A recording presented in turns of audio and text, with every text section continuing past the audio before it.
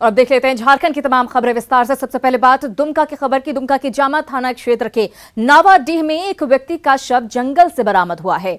युवक 19 जुलाई से ही लापता था। परिजनों ने 21 जुलाई को थाने में आवेदन दिया था और खोजबीन की गुहार लगाई थी। पुलिस ने युवक के एक दोस्त को गिरफ्तार किया, जिसके निशानदेही पर पुलिस ने शव को बरामद किया। आरोपी युवक ने बताया कि उसी ने हत्या की है। दरअसल दोनों एक दुकान में ही काम करते थे, लेकिन किसी बात को लेकर दोनों के बीच विवाद हो गया और उसके बाद प्रदीप ने उमेश की हत्या कर दी। के अंतर्गत जो है कि नावाडीह एक गांव है, वहीं के एक उमेश मंडल है, वो 19 तारीख से लापता थी। परिजन ने मंगलवार को 21-22 तारीख को रिपोर्ट किया थाना में। तब से छानबीन चल रही थी और अभियुक्त पकड़ में आ गया और उसी की निशानदेही पे हम लोग ये शिकारीपाड़ा थाना क्षेत्र के अंतर्गत ये ग्राम है गमरा, है ना, गमरा के पास जंगल, और जंगल में ये सब को बरामद किया गया है। तो ये दरअसल दुमका का मामला है, जहां जंगल से एक शव बरामद किया गया था और बताया जा रहा है कि 21 जुलाई से ही युवक लापता था और बाद में ये पता चला कि दोस्त ने ही युवक की हत्या की थी और उसके बाद शव को जंगल में फेंक दिया था। उधर जमशेदपुर पुलिस ने बाइक चोर गिरोह का पर्दाफाश किया है। यहां पुलिस आजाद नगर मानगो इलाके में छापेमारी कर पुलिस ने इसका खुलासा किया है। पुलिस ने एक ऐसे फैक्ट्री का पर्दाफाश दरअसल किया है जहां चोरी की बाइक के पार्ट्स खोलकर दूसरे राज्यों में बेचे जाते थे। पुलिस ने मौके से 2 लोगों को गिरफ्तार भी किया है। साथ ही मौके से 5 बाइकें और सैकड़ों की संख्या में पार्ट्स जब्त किए गए हैं। आपको बता दें कि जमशेदपुर में बाइक चोरी का जो मामला है लगातार सामने आ रहा है। बाइक चोरों का आतंक जारी है और बीते 6 महीनों में लोहनगरी से अब तक करीब 850 बाइक और स्कूटी की चोरी हो चुकी है। जमशेदपुर के कदमा पुलिस को एक बड़ी सफलता हाथ लगी है और मैं अभी मौजूद हूं कदमा थाना में। आप देख सकते हैं कि आज जमशेदपुर शहर में जो कदमा पुलिस है उसको एक बड़ी सफलता हाथ लगी है। मानगो में स्थित एक मिनी कंपनी चल रहा था जिसमें जो 2 पहिया वाहन है, सैकड़ों की संख्या में 2 पहिया चोरी के वाहन यहां जब्त किए गए हैं। और आपको मैं नज़ारा दिखाना चाहूँगा। आप देख सकते हैं कि ये मिनी कंपनी में जितने भी शहर के 2 पहिया वाहन चोरी होते थे उनको अलग अलग पार्ट करके यहां से अलग अलग राज्यों अंतर्राष्ट्रीय चोर गिरोह का कहीं ना कहीं ये मान सकते हैं कि खुलासा हुआ। और आप देख सकते हैं कि कितने गाड़ी की प्लेट के नंबरें हैं, सभी 2 व्हीलर है। और आप देख सकते हैं कि ये 2 व्हीलर गाड़ी के नंबर है। और ये मैं यहाँ दिखाना चाहूँगा गाड़ी के अलग अलग पार्ट करके किस तरह यहाँ पे पूरा किस तरह ये बरामद हुआ है। कहीं ना कहीं ये कदमा पुलिस को एक बड़ी सफलता हाथ लगी है। अब तक का जमशेदपुर शहर में पुलिसिया विभाग में माना जाए तो सबसे बड़ी सफलता है, क्योंकि ये सैकड़ों की संख्या में 2 पहिया वाहन की जो चोरी होती थी उसका खुलासा हुआ है।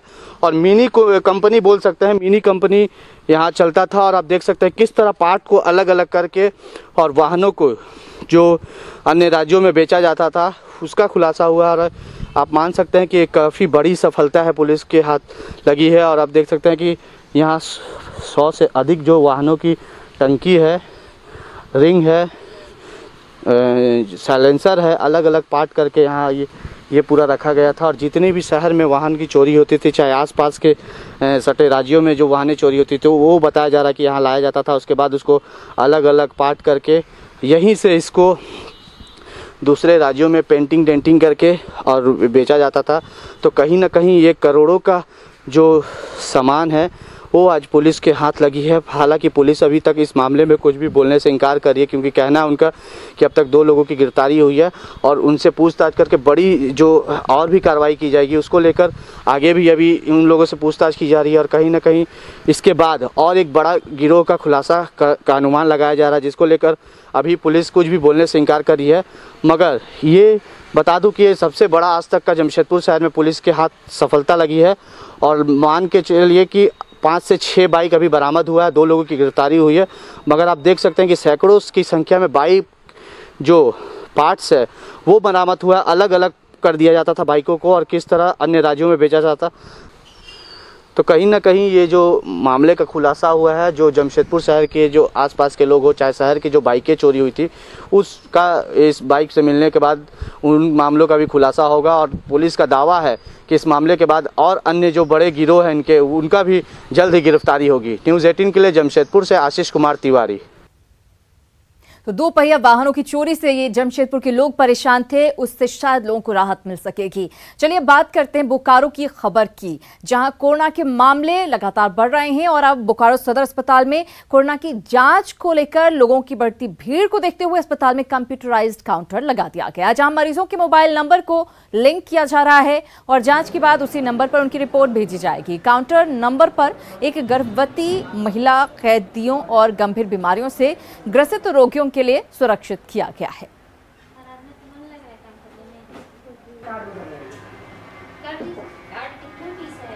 कंप्यूटराइज्ड रजिस्ट्रेशन काउंटर डेवलप किया है, जिसमें एक counter specially for pregnant women's के लिए है, जो गंभीर बीमारी से ग्रसित हैं उनके लिए है, जो कैदी लोग आ रहे हैं उनके लिए है। कंप्यूटर का जो सॉफ्टवेयर इस तरीके से जनरेट किया गया है कि जो भी पेशेंट यहाँ सैंपल देगा उसके मोबाइल में मैसेज आ जाएगी और जांच के दौरान जब उसमें रिपोर्ट अपलोड होगी तो वो मैसेज भी पेशेंट के मोबाइल पे दिखाई देगा।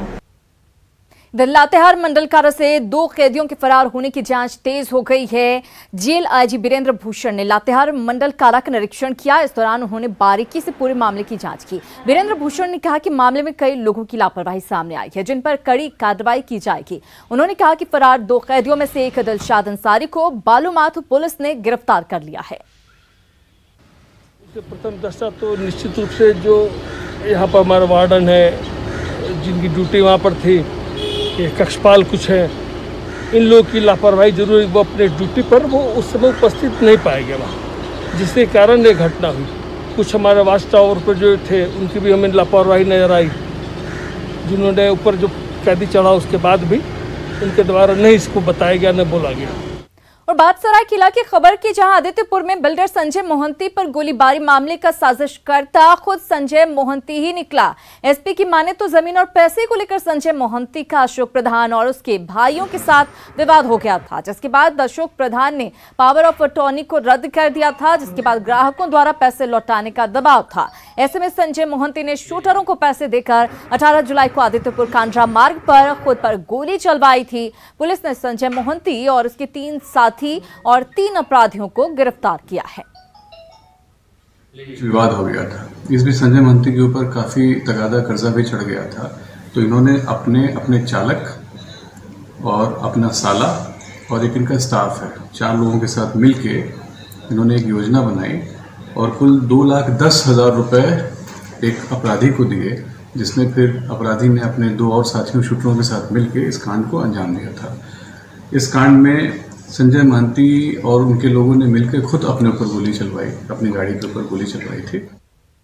वहीं कोरोना को लेकर गढ़वा में झारखंड छत्तीसगढ़ सीमा पर मजिस्ट्रेट के साथ पुलिस बल की नियुक्ति की गई है, लेकिन चेक पोस्ट पर तैनात सुरक्षा बल और मजिस्ट्रेट वाहनों की जांच में गंभीरता नहीं दिखा रहे हैं। चेक पोस्ट से बिना जांच वाहनों की आवाजाही जारी रही, लेकिन न्यूज़ 18 का कैमरा देखते ही सुरक्षा बल के जवान हरकत में आ गए और वाहनों की जाँच यहाँ पर शुरू कर दी। झारखंड में घुसे हैं, तो यहाँ चेक हुआ कि नहीं? नहीं, अभी तो अब बस आप पहले व्यक्ति मिलो झारखंड में अभी। अच्छा, चेक करने में नहीं, चेक कहाँ से होगा, अभी तो हम ब्रिज क्रॉस करके यहाँ खड़े हुए हैं। यहाँ पर हम लोग प्रोटेक्शन में हैं, मजिस्ट्रेट हैं हम लोग के साथ। अच्छा। और चेक करते हैं हम लोग ई पास को कि जिसके पास ई पास है वो झारखंड में प्रवेश करेगा, जिसके पास नहीं है उसको वापस करते हैं। यहाँ पे हम जो है कि बॉर्डर पे हैं, झारखंड बॉर्डर पे। ये इधर से जो पास होता है छत्तीसगढ़ या अदर एरिया से आने वाले जो व्यक्ति का पास होता है उन्हीं को हम लोग पार होने देते हैं। अगर पास नहीं होता है तो उनको हम लोग रिटर्न कर देते हैं। तो जांच के नाम पर साफ साफ खाना पूर्ति होती हुई यहाँ पर नजर आ रही थी। बहरहाल न्यूज़ 18 के कैमरे में सब कुछ कैद हो गया। चलिए, जोहार झारखंड में खबरों का सिलसिला लगातार जारी है, लेकिन आप कहीं मत जाइएगा, फौरन लौट रहे हैं।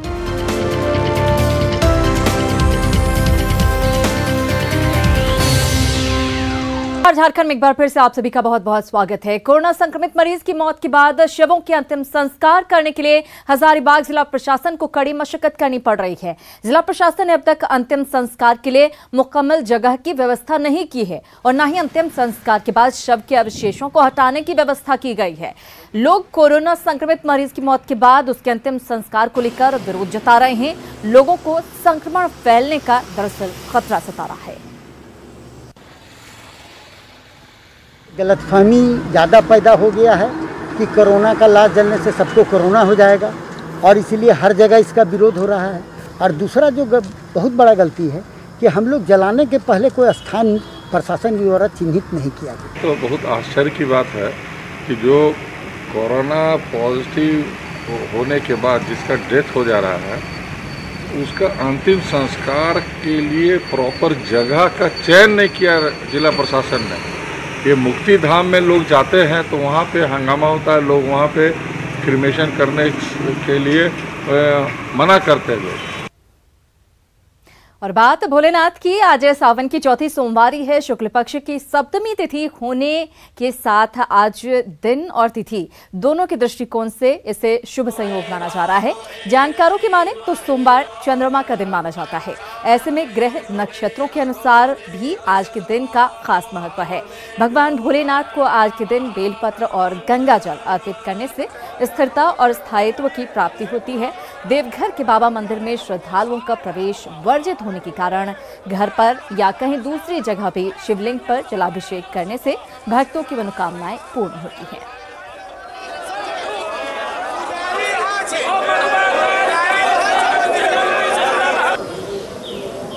सोमवारी है और चौथी सोमवारी में सबसे बड़ा जोग क्या है, आज तुलसी जयंती है। श्रावण शुक्ला सप्तमी तिथि है और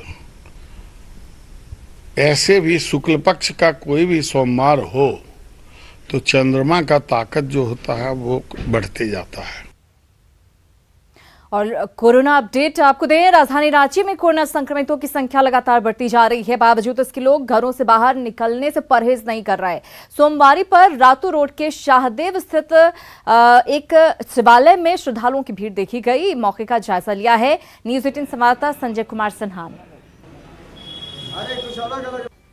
श्रावण मास की आज चौथी सोमवारी है। श्रद्धालु आज शिवालयों में भगवान महादेव को जलार्पण के लिए पहुंचे हैं। हम इस समय खड़े हैं रांची के पंचशील नगर में एक शिवालय में कि आप देख सकते हैं कि अंदर किस तरह भीड़ है और संक्रमण को देखते हुए सख्त प्रशासन की तरफ से भी हिदायत दी गई है कि मंदिरों में इस तरह भीड़ न जुटाएं। बावजूद लोग मानने को तैयार नहीं। मैं यहाँ पे आई हूँ लेकिन मैं बाहर से ही जल देके पूजा करके चली गई। तो मैं अभी अंदर नहीं गई? नहीं, मैं बाहर से ही चली गई। हाँ, मैं भी मंदिर पहुँचा था, मैं भी बाहर से जल चढ़ाकर घर वापस जा रहा हूँ। क्या लोग सचेत नहीं हो पा रहे हैं कि संक्रमण इतनी तेजी से फैल रहा है, मंदिरों में नहीं जाना चाहिए, भीड़ नहीं होनी चाहिए? नहीं, लोगों ने ये नहीं समझ रहा है। लोगों ने पूरा भीड़ लगा कर रखा हुआ है, पूरा अस्त व्यस्त भीड़ से हो गया है। लोगों ने बहुत कोई मास्क भी नहीं पहना है। और आप देख सकते हैं कि श्रद्धालु भगवान को बेलपत्र और जलार्पण कर रहे हैं। शायद भगवान भी नहीं चाहते कि ऐसे संक्रमण के माहौल में भक्त उनके पास पहुँचे। भक्तों को भी चाहिए कि घर से ही पूजा करें, भक्ति का दीपक जो है दिल में ही जलाएं, मंदिर आने से ऐसे समय में परहेज करें। कैमरामैन शाहनवाज के साथ संजय कुमार सिन्हा, न्यूज 18 रांची। तो जरूरी नहीं कि शिवालय जाकर ही आप भोले की भक्ति कर सकते हैं, घर रहकर भी पूजा करेंगे, कम से कम आपकी जान भी बचेगी। इधर दुमका से खबर, जहां मसानजोर डैम झारखंड का प्रमुख पर्यटन स्थल है। वैसे तो यहां सालों भर पर्यटक आते थे, लेकिन सावन के महीने में यह स्थल पर्यटकों से गुलजार रहता था। देवघर और बासुकीनाथ मंदिर में पूजा करने वाले श्रद्धालु पश्चिम बंगाल के तारापीठ जाने के दौरान मसानजोर डैम जरूर आते थे, लेकिन इस साल कोरोना संकट के कारण ये स्थल वीरान पड़ा है। इससे सबसे ज्यादा प्रभावित यहाँ के दुकानदार हैं। मसानजोर डैम का जायजा लिया है हमारे संवाददाता पंचम झा ने। प्रकृति की गोद में बसा है दुमका का मसानजोर डैम। आप देख सकते हैं, हम अभी खड़े हैं मसानजोर डैम पे। चारों तरफ ऊंचे ऊंचे पहाड़, हरे वन और एक तरफ विस्तृत जल संग्रह क्षेत्र है। यह स्थल झारखंड का प्रमुख पर्यटक स्थल के रूप में माना जाता है और खास करके सावन और भादा के महीने में यहाँ काफ़ी संख्या में पर्यटक आते थे। देवघर और बासुकीनाथ आने वाले श्रद्धालु तारापीठ जाने के दौरान निश्चित रूप से इस स्थल पर आते थे और यहाँ के प्राकृतिक दृश्यों का अवलोकन करते थे और उसे अपनी नज़रों में और कैमरों में कैद करके जाते थे। लेकिन वर्तमान जो हालात है, जो कोरोना का कहर है, इस वजह से इस बार तमाम धार्मिक स्थलों के पट बंद हैं। सभी राज्य अपनी अपनी सीमाएं सील करके रखी है। यही वजह है जो यहाँ तक पर्यटक नहीं पहुँच पा रहे हैं और इससे सबसे ज़्यादा प्रभावित यहाँ के व्यवसायी हैं। पंचम कुमार झा, न्यूज़ 18 दुमका। अभी मसानजोड़ में जो कोरोना वायरस जब से लॉकडाउन शुरू हो गया उस दिन से मतलब आज तक नहीं है। सावन महीना में पूरा बोलबम बंगाल से, बिहार से, यूपी से आता था, अभी पूरा बंद पड़ा हुआ है। हम लोग सर लॉकडाउन में तो यह स्थिति खराब है। अभी सावन महीना चल रहा है, अभी तो पूरा भीड़ भाड़ रहता है कांवड़ बम का। और अभी तो इस बार तो पूरा खराब स्थिति है। दुकानदार ऐसे बंद, खुला है लेकिन पूरा बंद ही जैसा है।